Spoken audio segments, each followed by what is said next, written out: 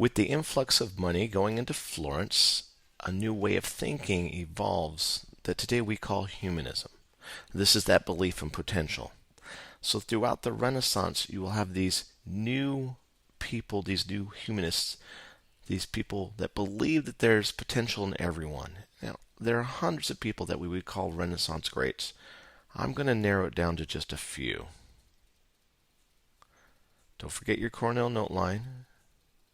And today, we're only going to be talking about 7 people. Quick little biographies. The first man we're going to talk about is Johannes Gutenberg, then Dante Alighieri, Machiavelli, William Shakespeare, Michelangelo, Galileo Galilei, and Miguel Cervantes. Today, we have communication that sends information around the world. We use radios, we use TVs, and we use our internet. But it wasn't like that in the Middle Ages. In the Middle Ages, if you wanted to send information, you had to write it down. And if it was in a book, it might take up to 3 months to copy that book. Some monk would be there for hours and hours, days and days, weeks and weeks, copying down information. Well, there had to be a change. And this man, Johannes Gutenberg, is going to make that change. See, Johannes Gutenberg is going to take the ideas that he learned from the Chinese. See, the Chinese developed movable blocks for printing. Johannes Gutenberg is going to take these blocks, standardize the size, use them to make the alphabet and numbers and what have you, and then organize them into little boxes so that a man could choose the letters he wants to write the letters, to write whatever words he wants, and in effect create a team to then print those letters on papers. This is going to speed the production of books. For the first time, we're going to be able to print books, and the amount of time that would take to copy one book by hand by a monk, 500 books can be printed on the printing press. This means that the price of books are going to drop. It also means that people are going to have more access to books and more people are going to learn to read. Now, in these 2 pictures here, Gutenberg copied the first Bible, and not in Latin, but in German. So people in Germany are going to be able to afford the Bible and really want to learn how to read. So his printing press is going to change literacy in Europe. The next man we're going to look at, we've been talking about in class, this is Dante. Now, we've learned that Dante is famous for his book, The Divine Comedy, which is a collection of 3 books, the Inferno, Paradiso, and Purgatorio. We've learned in class that Dante's story, the Inferno, becomes probably his most famous. The story starts off as Dante, stuck in the woods at night, is lost, and he's trying to find his way home. He comes across a hill and the sun's shining on it, and as he's trying to reach the peak, animals pop out and scare him back into the forest. But as we find out as the reader, that these animals represent, sins that were listed in the 7 deadly sins: lust, pride, and greed. And so really the story is not of a man who's lost his way home, but it's a story of a man whose own pride, his own sins, has caused him to get lost morally. And it takes his journey down into hell, through purgatory, and eventually he gets a glimpse of heaven. And it was Dante who created this allegory for the afterlife based on choice.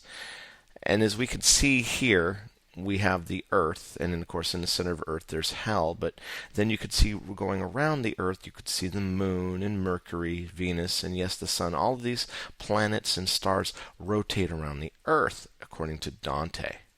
And of course, this is going to be adopted by the Roman Catholic Church. Of course, Dante is just talking really about what Ptolemy, a Greek astronomer, believed, 1,000 years earlier. This is going to be the status quo for the universe and the universe of choice. Another writer we've been learning about is a man named Machiavelli. Machiavelli wrote a political treaty basically focusing on rulers, kings, princes, you name it. And the total argument is that if you want to be a ruler, you need to gain the power, you need to try to keep that power, and you always need to expand power. Now, Machiavelli's book isn't nice in that it argues that there's not a lot of morals to be found in running a government, in that a person needs to have two faces, one that he shows to the public and one that he uses to get the job done. So we get the term Machiavellian or pragmatic from him. The ends justify the means. It is by no surprise that many European nobles over the next 500 years will read his book. Many leaders will have this in their library as a way to understand man and a way to understand how to rule over man. Our next writer is from England. His name is William Shakespeare. Unlike the first two who were from Florence during the beginning of the Renaissance, William Shakespeare comes around at closer to the death of Machiavelli. A couple of years after Machiavelli died, Shakespeare's born. And we see in the picture here, we see a play, and we see the playhouse called the Globe. Shakespeare turns out to be probably the most famous writer in the world. He's written 38 plays and over 150 poems and sonnets, and he's put or added over 3,000 words to our English language. In fact, he is the most quoted playwright or writer in the world.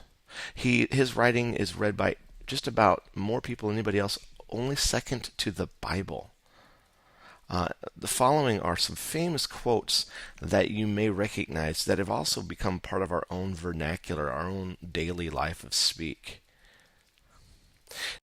His plays are memorable because he focuses on the understanding of human feelings and behavior. These are universal themes when we focus in on love, jealousy, power, hatred, and fear. Here's just some of the plays that Shakespeare wrote that are still being produced today.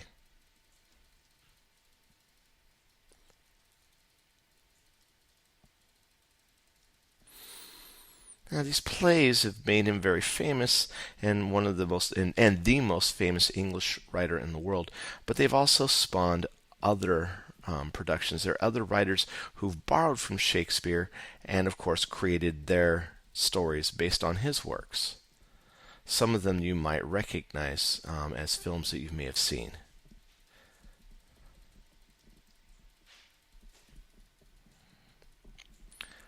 Our next Renaissance great is a man named Michelangelo. He was an artist also living in Florence, Italy, approximately the same time that Machiavelli was alive. We see his two most famous sculptures, the David to the left and Pieta to the right. Michelangelo was born at the right time, at the right place. Florence had money and wealthy people wanted to fill their houses with art, and so he was provided with the opportunity to shine, and he did. But he also drew. And here we see a drawing of a man from one of his sketchbooks, even a self-portrait of himself. But what he's probably most remembered for is his paintings on the walls of the Sistine Chapel. He painted Bible sayings on the walls and on the ceilings of a chapel within Rome itself. It was a little bit of a controversy because he did paint his characters nude, and of course that got some censorship against him. The next man we need to talk about is one of our earliest scientists coming out of the Renaissance. The same year Michelangelo died, Galileo is born. And Galileo also lived in Florence and in Pisa, Italy. Now, Galileo, like I said, was a scientist. And he'd studied the works of other scientists going all the way back to the ancient Greeks. One of the most famous ancient Greek philosophers / scientists of the time was a man named Aristotle. And Aristotle had his laws of nature, which of course have become part of European teaching. And according to Aristotle, if you drop two things from the roof, depending on their weight, they'll drop at different speeds. Well, now Galileo went to the Tower of Pisa and he brought up a bunch of balls, like cannonball type things, and he different sizes, different weights, and dropped them. And it turns out that they fall at the same speed. We're talking about the constant of gravity. This, of course, disproved the laws that Europeans believed for the last 2,000 years. Galileo will argue that science has to be based on observation, not just through theory, but you have to observe and you have to test. He's also going to start using tools and inventing tools that'll help him in his observation. One of them is the telescope that he's going to use for astronomy. And then he developed the barometer, what we use even today to measure air pressure outside to help determine the weather. But one of his most famous controversial studies is when he studied astronomy with his telescope. Galileo was up against what Europe was taught by the church, by Ptolemy, was that everything revolved around the earth. Just like Dante had said in his book, everything revolves around the earth. That's called the geocentric theory. But through observation, Galileo came up with a whole nother way of the system. In fact, he said that, in fact, the sun was the center of our solar system and that the planets revolved around it. This, of course, is not what the Catholic Church was teaching. This is not the main belief of the time, and he could go nowhere without being incriminated as a heretic. In fact, he was sentenced to house arrest for his heresy. Of course, we know based on observation that Galileo is actually correct and that the mythology that the church was following was wrong. But you'll start to see as these great thinkers start to publish their ideas, it not only does it open up people's eyes, but it's going to start questioning beliefs that they held true before. The last person we're going to talk about is Miguel de Cervantes. He's a Spanish writer. In fact, he wrote before Shakespeare, and he was so famous during his time that Shakespeare most likely read his book and borrowed ideas from him. Now, Cervantes wrote in the vernacular or the common language of the Spanish people. In fact, his book Don Quixote will become so popular that modern-day Spanish is based off a lot of the words that he used in his books. Now, the story of Don Quixote is a story of a country gentleman who searches for adventure in life. It looks at the difference between what people hope life can be and what life can actually be like. In the story, our hero Don Quixote and his companion Sancho Panza have many adventures. Don Quixote dreams of himself as a medieval knight and tries to live according to a medieval code of chivalry. Now, it really isn't about, being a knight, but it's about dreams and ideals. And so when we look at the book, the characters in him think that Don Quixote is a fool as he makes many mistakes, but he continues. Even though he makes mistakes, he continues and tries to live by what he thinks is right. And this again ties in with that humanism, questioning institutions and testing and making mistakes and experimentation and of course it deals with a lot of humor, a lot of fun, and it becomes one of the most popular books in Europe of the time.